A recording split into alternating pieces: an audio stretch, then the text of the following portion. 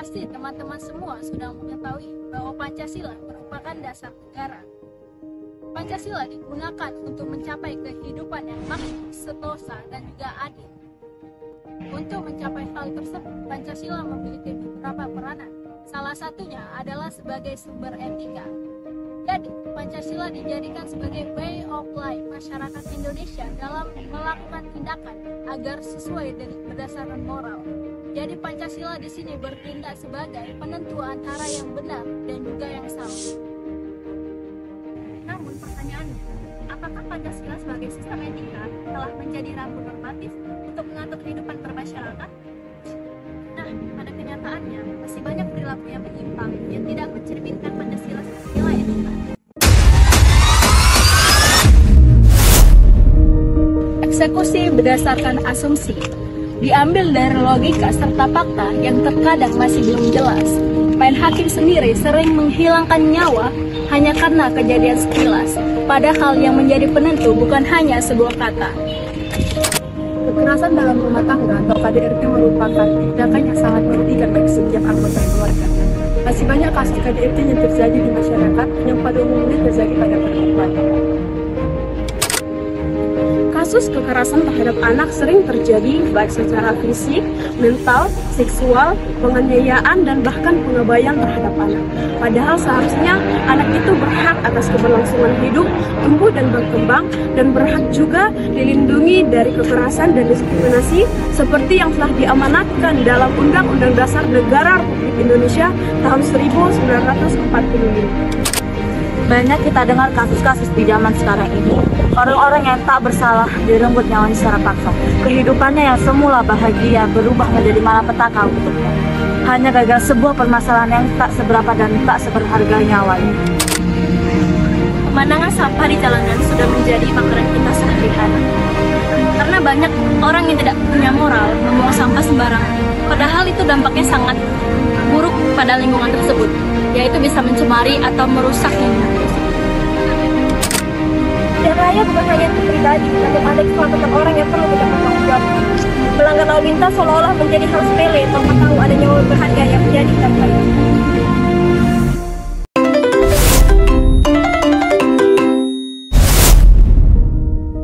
Bicara tentang eksploitasi anak, di mana jumlahnya terus bertambah dari tahun ke tahun dan selalu berujung dengan kekerasan. Selain itu, mereka bukan berasal dari keluarga yang di luar, bahkan berasal dari keluarga itu sendiri.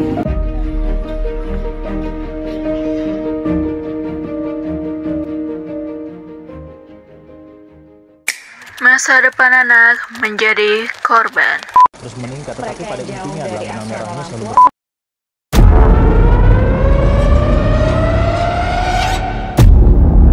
Umur berapa Ardi? Umur? Nggak tahu Ardi. Udah sekolah belum? Oh, adik 6 tahun. Oh, dia kamu?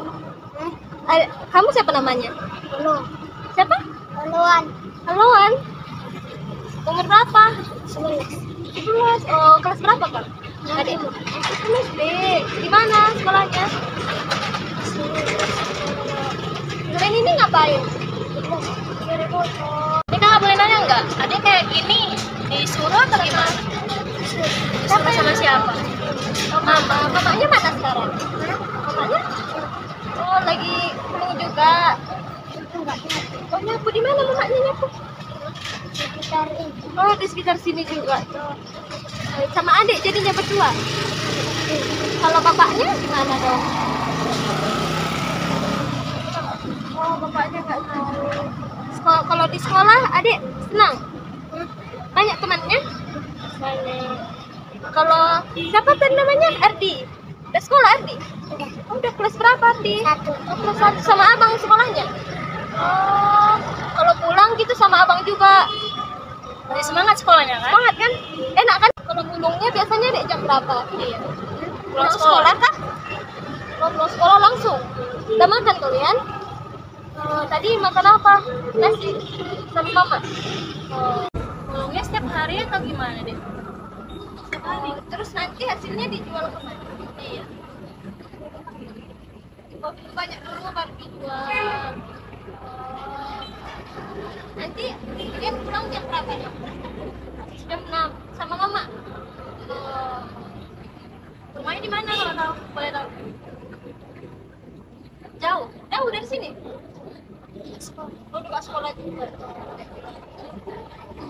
kalian udah main-main kah sama temannya?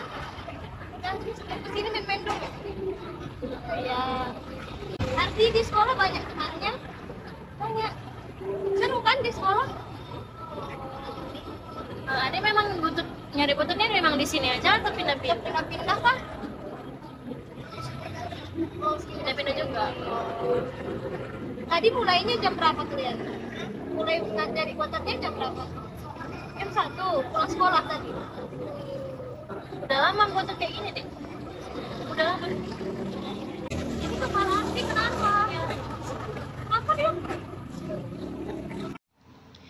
Baiklah, di sini kami tampilkan diagram fishbone yang dimana mencakup penyebab-penyebab timbulnya kasus eksploitasi anak. Nah, yang pertama ada pelaku, di mana di sini pelakunya adalah orang tua atau wali.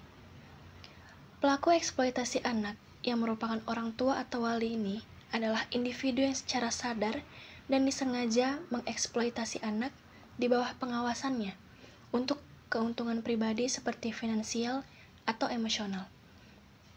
Ketidakmampuan orang tua untuk memberikan perhatian dan perlindungan anak yang cukup itu merupakan penyebab dari timbulnya eksploitasi anak. Yang kedua ada lingkungan.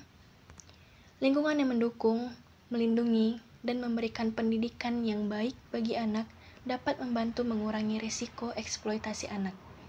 Dan sebaliknya, keberadaan lingkungan yang tidak aman dan merusak sangat berisiko terhadap eksploitasi anak. Yang ketiga, hukum. Hukum terhadap kasus eksploitasi anak berfokus pada perlindungan hak dan kesejahteraan anak. Di banyak negara, termasuk Indonesia, hukum melarang eksploitasi anak yang dimana hal tersebut termasuk tindakan yang merugikan anak. Yang keempat, budaya dan sosial. Budaya dapat mempengaruhi norma-norma yang memungkinkan atau menghambat perlindungan anak. Adanya ketidakmengertian masyarakat terhadap korban eksploitasi anak dapat mempersulit melaporkan kasus-kasus tersebut. Kebijakan dan pendidikan masyarakat penting untuk mengatasi masalah ini. Kelima, media dan teknologi. Pada zaman sekarang ini, perkembangan iptek sangat pesat terutama dalam bidang media sosial dan konten online. Dampak media sosial dan konten online ini sangat berdampak dalam meningkatkan risiko eksploitasi anak karena kurangnya pengawasan dan kendali terhadap akses anak-anak ke konten yang tidak pantas di media. Hal ini tidak efisien untuk diterapkan dalam kehidupan sehari-hari. Yang keenam, sistem perlindungan. Sistem perlindungan terhadap kasus eksploitasi anak adalah rangkaian tindakan dan kebijakan yang bertujuan untuk melindungi anak-anak dari berbagai bentuk eksploitasi. Ini melibatkan kerjasama antara pemerintah, lembaga sosial, dan masyarakat untuk mendeteksi, mencegah, dan memberikan bantuan kepada anak-anak yang terancam atau telah menjadi korban eksploitasi. Kelemahan atau kurangnya sistem perlindungan anak di tingkat pemerintah juga memungkinkan eksploitasi anak terjadi tanpa penindakan yang memadai. Ketujuh, pendidikan dan kesadaran. Pendidikan adalah proses pembelajaran yang membantu individu memperoleh pengetahuan, keterampilan, dan pemahaman yang diperlukan dalam kehidupan. Kesadaran terhadap kasus eksploitasi anak adalah pemahaman dan kepekaan terhadap masalah perlindungan anak dari berbagai bentuk eksploitasi. Pendidikan yang baik dapat meningkatkan kesadaran ini dan membantu masyarakat untuk melindungi anak-anak dari risiko eksploitasi. Dan yang terakhir, kondisi sosial.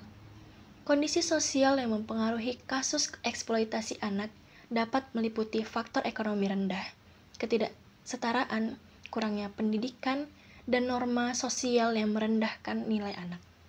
Hal ini dapat meningkatkan risiko eksploitasi anak. Upaya melindungi anak dari eksploitasi melibatkan pendidikan, kesadaran, dan tindakan hukum yang kuat. Akibat eksploitasi anak yang dilakukan sejak kecil, anak akan membentuk karakter yang tidak percaya diri dan juga membentuk karakter yang ketakutan. Ia takut memberikan kepercayaannya terhadap orang lain karena ia merasa bahwa ia akan dimanfaatkan. Ia merasa bahwa kasih sayang dan cinta akan didapatkan setelah ia memberikan balasan terlebih dahulu. Dan Dari trust issue itu, anak akan sulit untuk membangun hubungan sosialnya dengan orang lain. Hal ini akan menyebabkan anak menjadi pribadi yang penutup dan sulit untuk membuka lingkup pertemanannya lebih luas. Selain hal tersebut, anak akan terancam pada masalah kesehatan fisiknya karena dipaksa bekerja tidak sesuai dengan kemampuan tubuhnya. Dari eksploitasi anak juga dapat menimbulkan reaksi yang berbeda pula dari setiap orang yang mengalaminya. Misalnya seperti keadaan di mana mereka tidak bisa menerima bahwa ia menjadi korban eksploitasi dan tidak mempunyai keluasan untuk melakukan hal yang seharusnya dilakukan oleh anak-anak. Makanya ia pun melakukan perbuatan yang menurut pandangan masyarakat negatif, seperti melakukan hal kriminalitas dan lain sebagainya. Lalu terakhir mengenai pembentukan mindset. Jadi anak yang dieksploitasi akan mempunyai pemikiran bahwa nafkah ternyata lebih penting dari pendidikan. Jadi toh ngapai kami mengejar pendidikan? Makanya dari sana akan terhambat masalah pendidikan dari anak-anak yang dieksploitasi. Mereka kehilangan semangat belajar dan lebih mementingkan mencari uang. Dapat kita lihat dari video sebelumnya, seolah membuka mata bahwa masih banyak manusia yang belum paham Pancasila sebagai etika. Seharusnya anak tersebut dilindungi dan diberi fasilitas pendidikan sesuai dengan seumuran mereka. Dan seharusnya anak tersebut bukan digunakan sebagai tulang punggung keluarga dan dieksploitasi dengan cara tersebut. Sangat jelas bahwa Pancasila sebagai etika sangat urgent untuk mulai disebarluaskan sebagai solusi yang positif untuk mengurangi terjadinya pengeksploitasian anak pada anak di bawah umur. Nilai-nilai dalam Pancasila seperti keadilan, persatuan, dan kemanusiaan mempromosikan norma-norma moral yang diperlukan untuk membangun masyarakat. Pancasila sebagai sumber etika utama di Indonesia juga berkaitan erat dengan isu eksploitasi terhadap anak. Prinsip Pancasila memiliki relevansi dalam melawan eksploitasi anak. Prinsip kemanusiaan yang adil dan beradab menekankan perlunya menghormati martabat setiap individu, termasuk anak-anak. Eksploitasi anak melanggar hak dasar kemanusiaan mereka dan bertentangan dengan nilai-nilai kemanusiaan yang adil. Dalam prinsip persatuan Indonesia, eksploitasi dapat merusak persatuan dan memecah belah masyarakat. Oleh karena itu, melawan eksploitasi anak adalah salah satu cara untuk mempertahankan persatuan Indonesia. Keadilan sosial dalam Pancasila menggarisbawahi pentingnya pembagian sumber daya dan peluang secara adil di masyarakat. Eksploitasi anak sering terjadi karena ketidaksetaraan sosial dan ekonomi. Mencegah eksploitasi anak adalah langkah penting untuk menuju masyarakat yang adil. Dengan mengintegrasikan nilai-nilai Pancasila dalam upaya melawan eksploitasi anak, Indonesia dapat memperkuat komitmen terhadap perlindungan anak-anak, memastikan hak-hak mereka terlindungi, dan membangun masyarakat yang lebih adil, adab, dan berkelanjutan.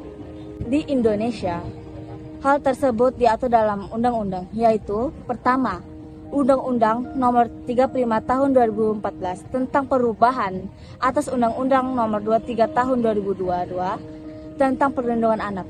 Jadi, orang tua harus melindungi anaknya dan menyayangi anaknya, bukan malah mengeksploitasinya, mengorbankannya ataupun memakainya untuk kepentingannya pribadi. Dan yang kedua, pasal 20 Undang-Undang Nomor 35 Tahun 2014 menyebutkan bahwa negara, pemerintah daerah, masyarakat, keluarga, dan orang tua atau wali berkewajiban untuk bertanggung jawab terhadap penyelenggaraan perlindungan.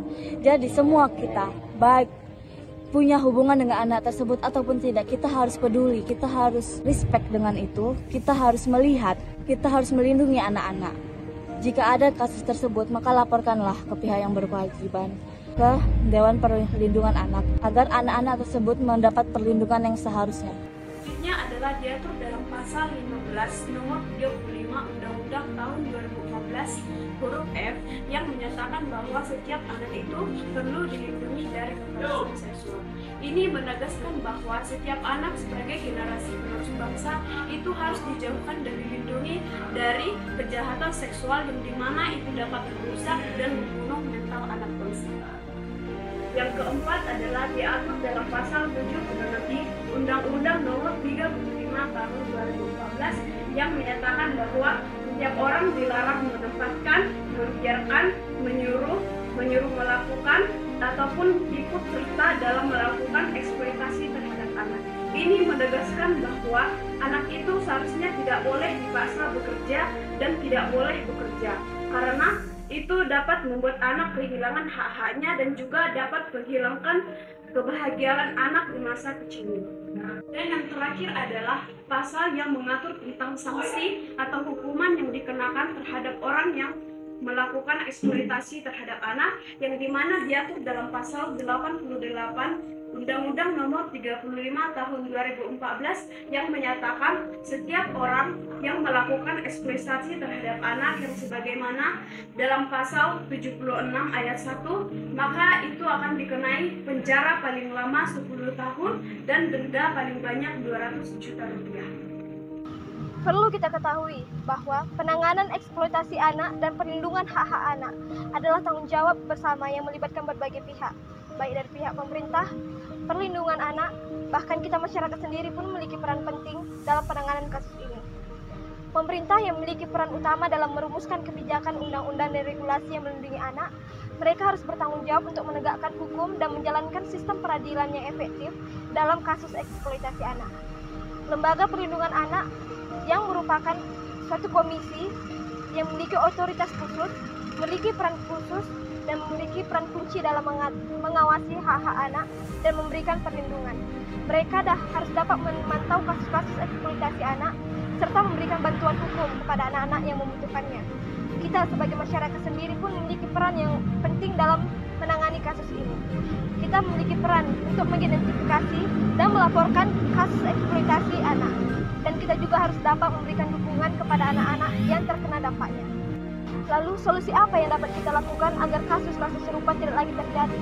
Kematangan dalam rumah tangga merupakan salah satu komponen penting dalam upaya mencegah eksploitasi anak melalui pernikahan usia. Memahami konsekuensi dan dampak dari pernikahan usia dini, serta memiliki kesiapan emosional, fisik dan finansial sebelum menikah adalah langkah penting dalam memastikan bahwa pernikahan berlangsung dengan baik dan tidak mengorbankan hak-hak anak. Pendidikan dan kesadaran tentang ini sangat penting dalam membantu remaja dan keluarga membuat keputusan yang tepat terkait dengan pernikahan. Yang kedua, mengenai pendidikan dan kesadaran masyarakat. Kampanye pendidikan publik yang lebih luas tentang hak-hak anak, risiko eksploitasi dan dampaknya juga merupakan hal yang penting untuk meningkatkan kesadaran terhadap masyarakat. Lalu, mengenai penegakan hukum.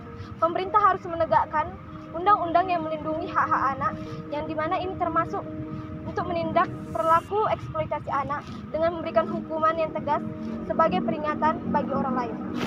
All we have to do is breathe. All we have to do is breathe.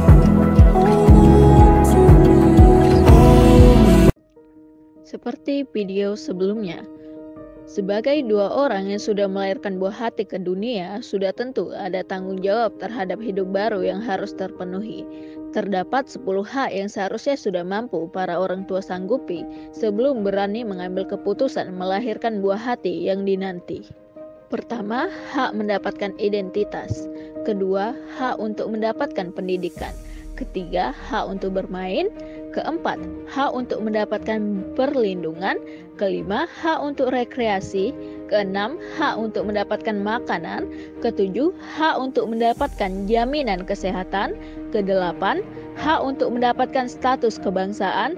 Kesembilan, hak untuk turut berperan dalam pembangunan. Dan yang terakhir, hak untuk mendapatkan kesamaan. Maka stop eksploitasi anak dan mulai peduli. Karena etika Pancasila bukan hanya sebagai pajangan tanpa aksi.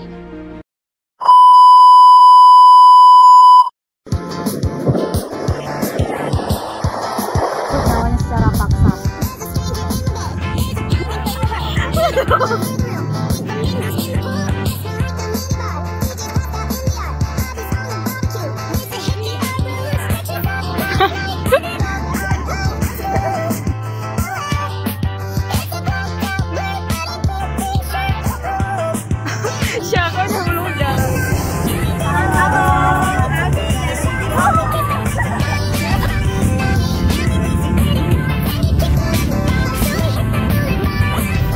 Ini baik secara fisik, mental, nyawa yang terkait asing